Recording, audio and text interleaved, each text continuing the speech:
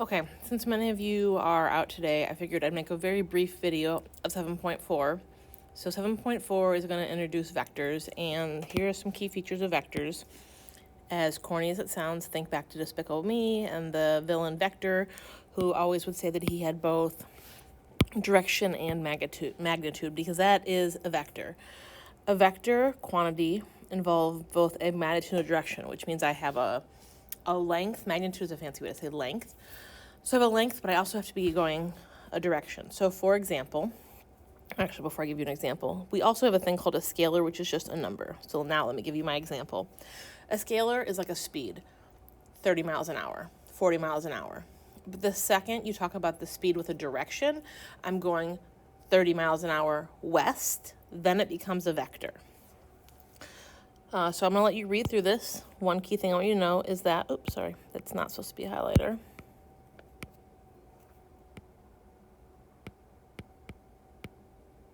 Oh, I can't make it go away, sorry.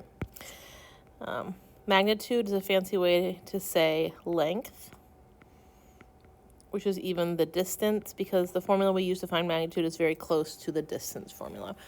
So go ahead and pause the video, read over this page.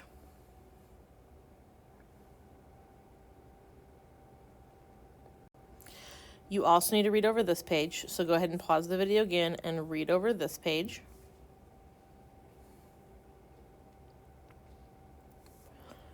One thing I do want to highlight on this page is the following, the sum of, man, I'm just using all kinds of wrong tools today, so let's try again.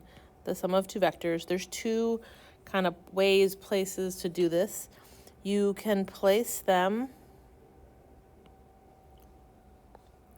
which is called head to tail. I'll explain that in a second.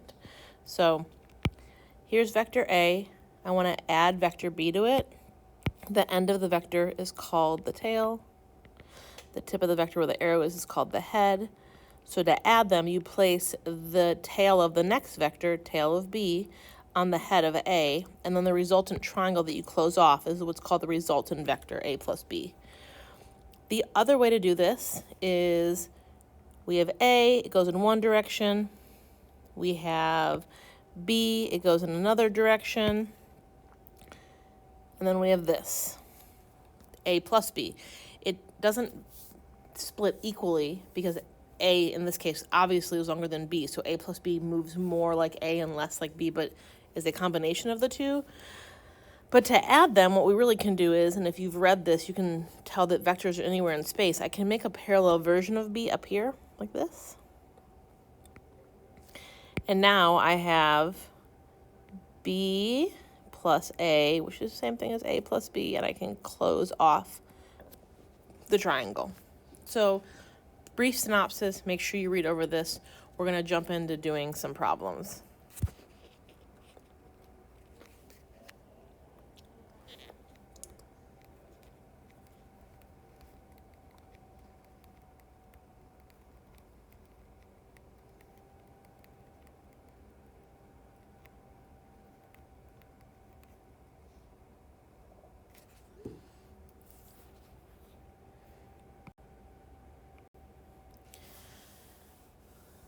And go ahead and read the top of this page as well. Okay, I'm going to jump into doing some math because I feel like that is the part you're going to need the most help with, not reading. So this problem says that we have two vectors of 15 and 22 newtons, which is a force, like a pound, but not quite a pound. It's a different measure. Okay, so I have some point. Here's my point. Two forces act on it. So this force here is 22 newtons. Then there's this force that is 15. And if you keep reading, it says a angle of 100. So draw it appropriately, make it a little bit obtuse. So here's my 15. And in between the two is going to be the resultant, somewhere like this. I like to label my R as resultant. So this red resultant does not bisect the angle, but this angle was 100. I can move the vector in space anywhere that I want. So I'm going to move this 22 Newton one up top like this. I'm going to make this parallelogram. So now it's really a law of cosines problem where I have this thing is 15. This thing is 22. I'm trying to find this. And you can see that now I need this angle. So fun facts of geometry, because we know how much I love geometry. The interior angles of any polygon add up to 360 minus 100. If you were to close off this parallelogram, you'd have another 100 here. So minus another 100. That's going to result in 160. That 160 has to be split between two angles. This one and this one, they're split evenly because of parallelogram. So this angle up here is 80 degrees. Now it's just a law of cosines problem. So if I want to find x squared is going to equal 15 squared plus 22 squared minus 2 times 15 times 22 cosine of 80 degrees. And I want to use vector notation, so we use these bars for magnitude or length.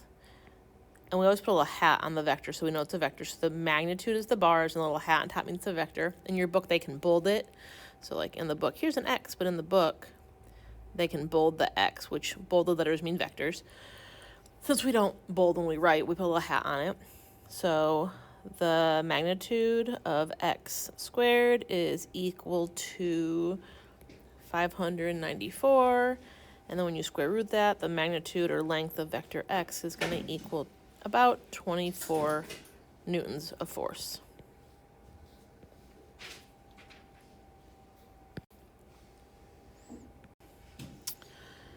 Okay, let's try another one.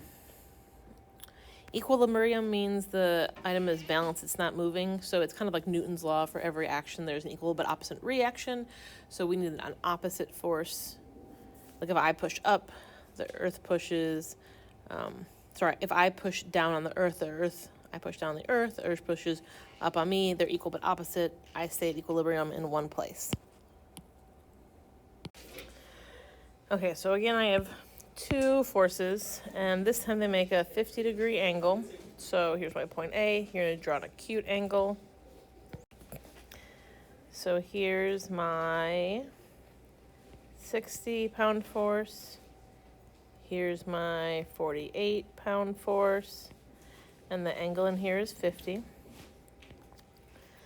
There's a resultant vector that goes in between them. Again, it does not bisect the 50, and the equilibrium vector would be the one that is the resultant vector, but in the opposite direction so that it keeps everything put and doesn't let it move. So, again, I can move the 60 up here. This angle right here is 360 minus 50 equals 260, and then I have to divide that by the two corners that are left over, so this angle is 130. So now I can find my resultant vector r. So the magnitude of r squared equals 48 squared plus 60 squared minus 2 times 48 times 60, cosine of 130 degrees. You should come out that the magnitude of vector r, don't forget to square root, is about 98 newtons. It also wants the angle of equilibrium. So to find that angle, we have to do something. I need to know this green piece right here. Again, the 50 was not bisected, so to find that green piece, I can do law of sines. I do have a complete ratio, so let me call that green piece theta. It's a horrible theta. Let me try to draw it again. Theta. So I can do sine of theta. Opposite that theta is 60. Equals my complete ratio is sine of 130 over the 98 newtons that I just found. You will come out and find that theta equals 28 degrees. Don't forget to arc sign your answer. But that theta 28 degrees is just that little piece. I need this angle. So those two things are supplementary. So if you do 180 minus 28, you will find the angle. And that angle is 152 degrees. And I'll call that one theta prime since I called the other one theta. So here is your resultant angle and your resultant force. Okay, these next two problems are super physicsy. So let me try to draw them the best of my ability to help you out. So it says that the force required to keep a 50-pound wagon from sliding down a ramp that is inclined at 20 degrees with the horizontal. So I need to find this magic force. So let's first draw a ramp. Ooh.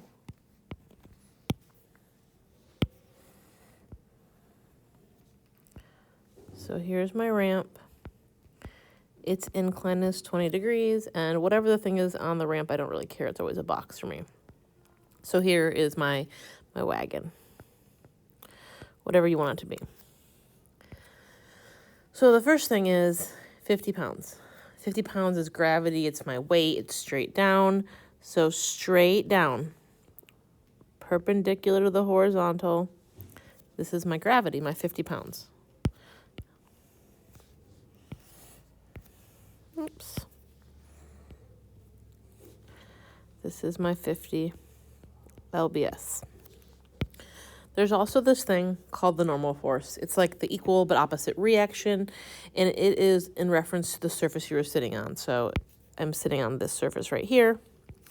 The wagon is pushing on the ramp. The ramp pushes back up on the wagon with an equal but opposite force. This is kind of what stops us from, if we were standing on the Earth's surface, just sinking into the Earth, or the Earth throwing us up into orbit, because we're pushing on each other equally. So the normal force is always perpendicular like this to the surface you were sitting on. So my green line is perpendicular to the wagon bottom touching the ramp. What I'm looking for is this red force right here that I have to push on the wagon with to keep it from sliding down the ramp. And that red force right there is the same as this red force right here. Vectors are just a thing in space. So let me label a couple more things. This blue line is perpendicular with the horizontal, which means this angle up here has to be a 70, because 20 plus 70 plus that right angle make 180 degrees. This green line is perpendicular with the ramp, thus it is also perpendicular with the force right there, but that makes this right here 20 degrees, because 70 plus 20 make another 90 degrees to make that straight line of the ramp. So now if I go in here, and I'm gonna highlight in red for a second. If I go in here and pick up this ramp right here, I'm just gonna lay it flat on the ground so you can see it. It's red highlighting. This is my right angle. This is my 50 lbs, my weight. Here's my 20. I'm looking for this x thing, this x vector at the bottom. So with reference to my 20 degrees, the x is the opposite and the 50 is the hypotenuse. So sine of 20 degrees equals my x over 50. X is a vector, x hat. So 50 sine of 20 degrees will get me my magnitude of my x hat, and the magnitude of my x hat, or this force that I have to push on the wagon with to stop it from rolling down the ramp, is approximately 17 pounds. Don't forget, story problems have story answers. Let's try the next one. It's similar. So again, I start the problem with a ramp. There's something on my ramp. I don't know what it is. A lawnmower this time? A lawnmower. Its gravity, straight down, is 40.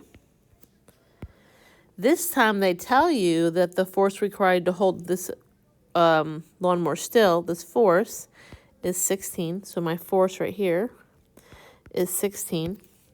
I have my normal force straight. Oops, hang on.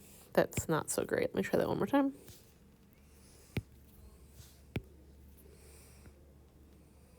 It's a little bit better. So there's my normal force. And what they're asking me to find is theta the incline, which is the same as this angle right here. So if I do sine of theta, that equals my opposite, which is 16, over my hypotenuse, which is 40. 16 over 40 is the same thing as 0.4.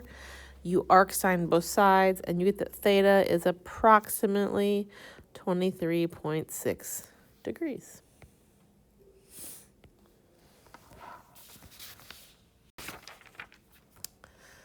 Okay, so now we're talking about ships in the water. So a ship is going to leave a port with a bearing of 28 degrees. Remember that bearings started due north and they rotate clockwise. So here's where my ship starts. And my ship has a bearing of 28 degrees. It goes 8.2 miles. And then it stops. And then it goes east, due east for 4.3 miles. So here's my due east, and then here's this piece right here. What it wants me to find is the resultant vector, the distance from the port to where I am now, and my bearing. So a couple things.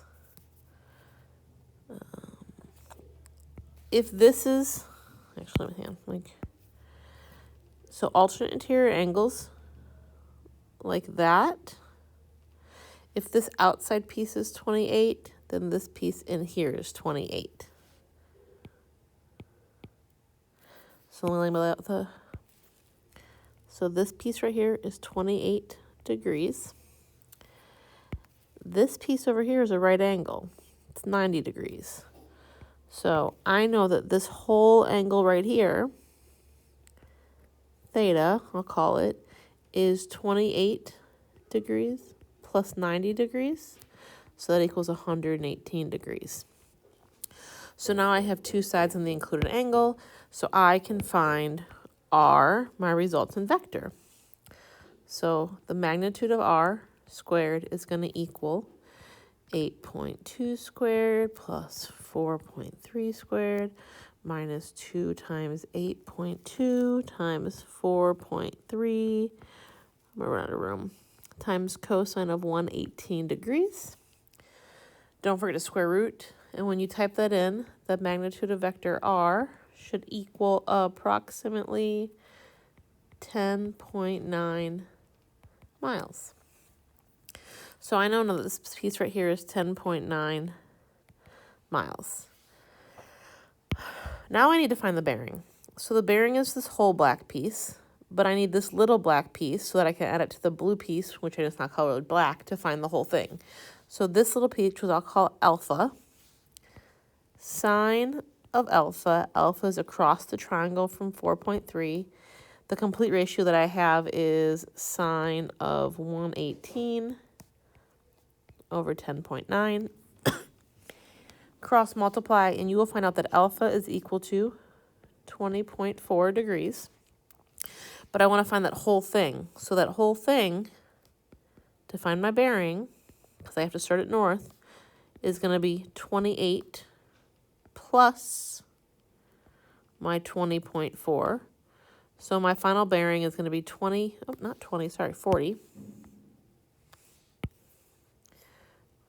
Oh, man. My final answer is going to be 48.4 degrees. So there's my bearing and my magnitude or distance from the port. Those of you who are in physics, you may want to do this as a component problem and break each piece into its components, add the two vectors together, and then find the resultant magnitude and bearing. That's more of the next section, finding component form. So I'm going to do it the good old math law of cosines way. So I have an airplane.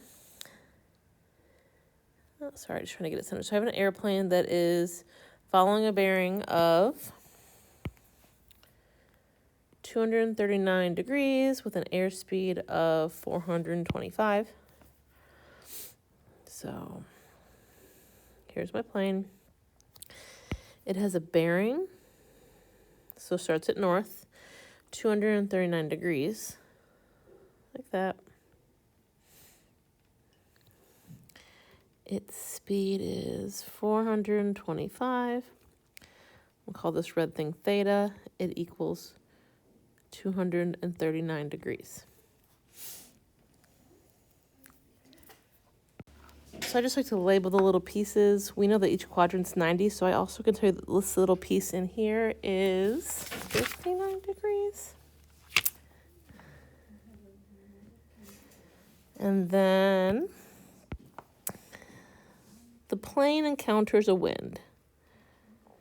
So the trick to the wind is the following. It says that it's from. So if you watch the news, if the wind is coming from the north, it's blowing south because the wind is coming from up north and moving south. So it says the wind is coming from a direction 115 degrees. So I'm going to do 90 and a little bit more. So this theta, the whole thing in there is 115 degrees, but it says that it's from the, so it's actually going to go back in the other direction like this. So if one quadrant is 90, I can tell you that this little piece in here is 25 degrees, which means that this little piece over here is 25 degrees, which means that this piece right here is 65 degrees because the whole quadrant is 90. And what I need to, oh, hang on. And then the wind is going 36 miles an hour. What I need to find is the resultant vector. Ooh, did not mean to erase that. What I need to find is the resultant vector of what happens to the plane, because the plane was going and the wind blew and it moved the course of the plane. So I need this resultant vector, r. So to find the magnitude of r, it's going to equal 36 squared plus 425 squared minus 2 times 36 times 425 cosine of this whole angle. And that whole angle in there is the 60 and then alternate interior angles. If this piece right here is 59, then this piece right here is also a 59 degrees. And 65 plus 59 is 124, so cosine of 124. If you calculate that out, the magnitude of vector r should be about 446 miles per hour. And then the last thing I need to find is its bearing, which is this little black piece, the theta in here. You can do law of sines for that.